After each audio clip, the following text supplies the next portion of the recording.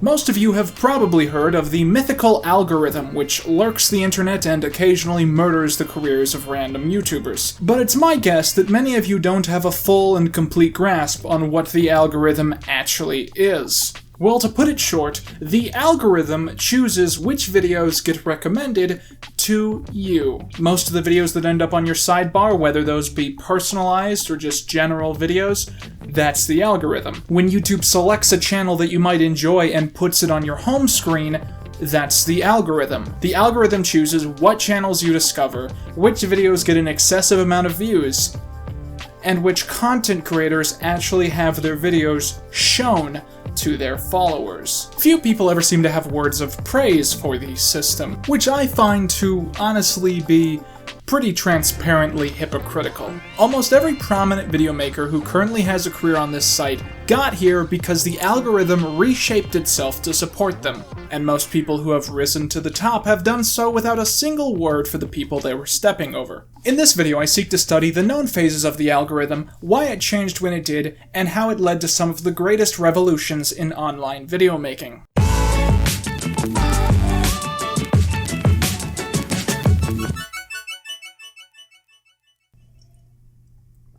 Early into the history of Google ran YouTube, machine learning was implemented with the gargantuan task of maximizing clicks. The logic was that if the site was recommending videos that more people were clicking on, they were recommending videos that more people wanted to watch, and thus they were making more money. The quick problem that the developers at YouTube discovered was that there was a lot of abuse in the system. In many cases, videos which had very flashy thumbnails or titles would have a lot of people click on, and then click off almost immediately when seeing what the video was actually about. These deceptive videos were doing incredibly well on the site because they were exactly what the algorithm wanted. Maximized clicks. So if the average viewer had to go through multiple videos to find one that they actually wanted to watch, YouTube would see that as a success. And if you used YouTube around 2011, I don't even need to tell you that this was indeed a rampant issue. I mean, you had Philip DeFranco putting out videos with titles like, Kate Upton makes me last 45 seconds. Then you got What the Buck, he's constantly posting videos with titles like, Miley Cyrus flashes boobs. And Christina Aguilera. And like I said before, you click on them, what do you get? Weird, sweaty guys making sex jokes. Looking hot, and you gotta appreciate that. Having sex with Ryan Austin Green for some reason. What the fuck? In 2015, Christos Goodrow, YouTube's Director of Engineering for Search and Discovery, spoke to BusinessInsider.com about the issue.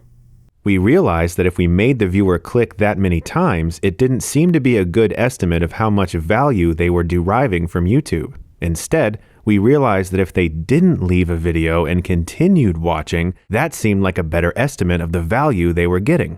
And so, on the Ides of March 2012, the decision was finalized to alter the algorithm away from trying to maximize clicks and towards trying to maximize watch time. In other words, YouTube now intended to maximize minutes watched and not clicks gained. This was immediately not a secret to anyone because views across the board dropped almost immediately for everyone on the site, and many began to fear the end of their careers. They were calling us saying, I think something's broken on YouTube. And I talked with someone who said, I'm going to have to go back to work. I'm not going to be able to pay my mortgage anymore. I quit my job because I was making these misleading videos. Why did you do this to me? Okay, well, he didn't say misleading, though that's what they were. I hope you like those, Quinton. Thanks for having me in the video, buddy. So in the last video I spoke about early animation on YouTube, and I hinted that there was an event that basically wiped the industry off the map. That event was the Ides of March 2012, when the algorithm was trained to believe that shorter videos are videos that people do not want to see. When you think of a channel like 5 Second Films, which primarily uploads something like 10-second content, you realize that it's very hard for them to get ahead in the algorithm, because even most clickbait videos gain more watch time than 10 seconds. And as channels with shorter content continued to struggle, people eventually pieced together that the assured way to succeed on YouTube was to release weekly videos and/or videos which were closer to 10 or 20 minutes. Both things which, for the animation community, are almost impossible. So if the algorithm was seeking out people who could increase watch time, that meant people who could regularly put out long videos were the most likely to succeed on the platform. The question then became, who has the capability to create consistent, long-form content which is still entertaining to some people? The answer, evidently, was people recording themselves playing video games. I'm pretty sure that's illegal. Share mode activate. But who gives a shit? Alright. Can I? Je m'appelle Pipet. Ah! Je m'appelle Pipet, that's it. Je m'appelle Pipet. Je suis très pipeish. Hey, Billy. What? Barrels! Oh, god damn it, Barrels. Content creators who would spend weeks or even months formulating short-form material were suddenly being replaced by users who could create 20-minute videos in 20 minutes. To be transparent, this has led to a YouTube which is less artistically vibrant. When I think of early YouTube, I think of the animations, the original comedy skits, and the music. And when I think of modern YouTube, I think of communities so heavily built off of creating content which exclusively comments on things that they comment on each other entirely out of boredom. Put yourself in the shoes of one of these early content creators who worked so hard to create things like animation or music. It must have been so shocking and honestly pretty annoying to see your financial security, which you barely had in the first place, be yanked out from under you so you could be replaced by someone like PewDiePie, who just screamed the word barrels a bunch of times, who would then go on to become a multi-millionaire off of that career path. But, in reality, that exact same sentiment is almost certainly why YouTube didn't care about this issue in the first place. YouTube had a hidden but obvious ulterior motive in changing the algorithm the way that they did. And that was money. YouTube actually makes better AdSense off of videos that last for a long period of time than they do on shorter ones. Additionally, with longer videos, the feature exists for you to put ads in the middle of your content. Once again, maximizing profits for YouTube. If channels like PewDiePie were suddenly making themselves millions of dollars, and they were replacing content creators who were never making themselves millions of dollars, then to YouTube that just meant that they had made a very smart business move. And that's fair. When Google purchased YouTube in 2006, they blatantly said that one of their main motivations was to make it the new television. And in the early days, it couldn't have been further from that. YouTube was a vague pile of video maker one-hit wonders, and often those one-hit wonders would grow fan bases and even have further hits, but the site simply wasn't as consistently global as it wanted to be. To some extent, the algorithm fixed that, whether it's comfortable to admit or not. This change, which killed the careers of so many promising and beloved creators, is the backbone of YouTube's success today. All you have to do to see how true this is to watch the 2 South Park storylines about YouTube. In the first one, the characters of South Park run into what is essentially a group of penniless viral nobodies. And the show at the end directly says that YouTube is not a marketplace where one can realistically make a living. While the internet is new and exciting for creative people, it hasn't matured as a distribution mechanism to the extent that one should trade real and immediate opportunities for income for the promise of future online revenue. It will be a few years before digital distribution of media on the internet can be monetized to an extent that necessitates content producers to forego their fair value in more traditional media. And the second one is all about the fact that kids love YouTube more than they love television, and older generations don't understand why. And the episode ends with a joke saying that PewDiePie is bigger than South Park. No matter what we think, it's not just a passing trend. We need to realize that the new generation of entertainment is here. And I think that's great. Yeah, I think that's great too. The algorithm changing like it did might have made YouTube less artistically vibrant, but it's also the reason that YouTube is a cultural phenomenon.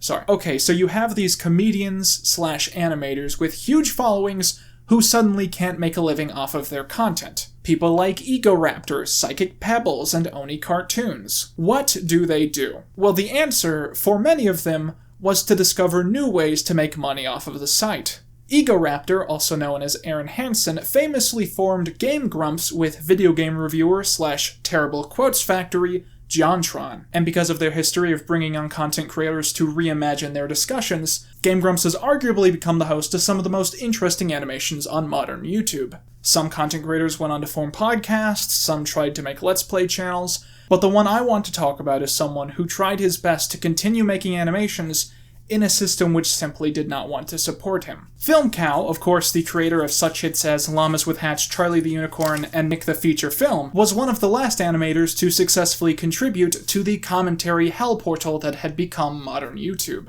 And he did it mainly through a lot of sleepless nights, but also additionally because of his ability to streamline and simplify the animation process. Well, I'm really excited about my new look. People will finally understand that I'm all messed up, you know? You're all messed up. My mom is gonna freak. Film Cow was also one of the first channels to make a commentary video about the Fine Bros fiasco, which again was incredible because his video was entirely animated. Like I said in my last video, Film Cow's content eventually became very, very dire, and when you realize how much work he had to suddenly put into YouTube just to appease the algorithm god, you start to understand why. You should check out his streams, they're pretty chill.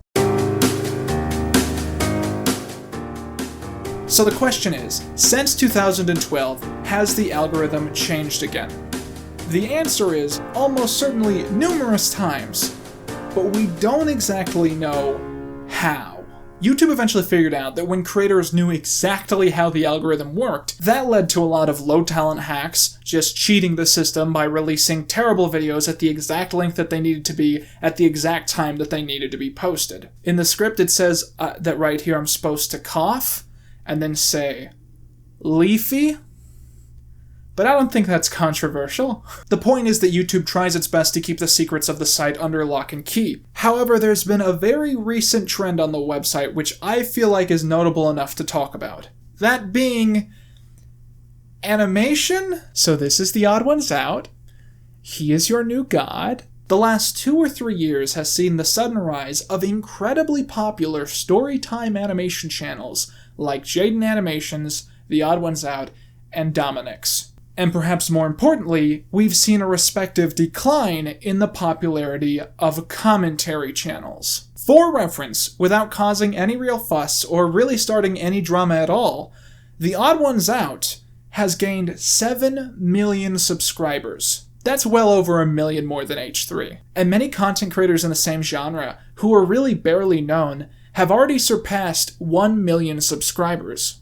The current theory, and I repeat, theory, is that YouTube now prefers content which is evergreen. And what that means is content which can be enjoyed past the initial release date. That is a quality which animation channels have, and commentary channels do not. If you go to an animation channel which is currently popular and you go back into their catalog 2 years, you'll find that it's basically exactly the same. Meanwhile, if you go back 2 years in the YouTube drama scene... Not gonna lie, right? I am quite fucking curious to see just how long Keemstar keeps losing subscribers for. Definitely do! Go check out Scarce! Do it for YouTube! Seeing the animation storytime genre explode on YouTube is very gratifying for me personally, because it's honestly one of the first YouTube trends that I've seen in years, which takes actual hard work and talent. I don't mean the kind of hard work where you stay up all night editing because you have to release this video tomorrow or else it isn't trending, or the kind of talent where you're able to tell a story while also pressing buttons. I mean the kind of stuff that could actually get you real industry work. Like a real job. If you're going to take any lesson away from this rather dire and depressing video, let it be that no career on YouTube is guaranteed or secure. If you find success, that's awesome, but you always need to be skeptical of the tides turning against you, because you could lose it all like that, and most people wouldn't even notice. Today's video is once again sponsored by Squarespace, the greatest website development tool, all one click away. Squarespace is, of course, an incredible tool for expanding your market and getting yourself out there. It's all one simple streamlined tool, no plugins, no downloads, no Trojans.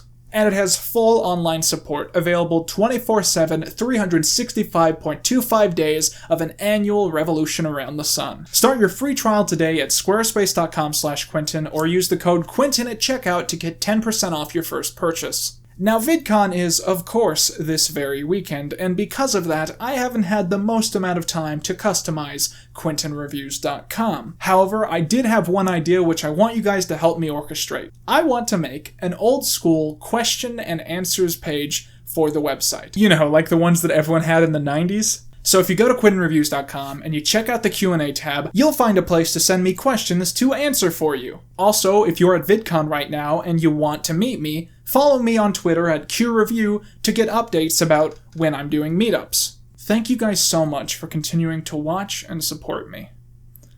That's all you need.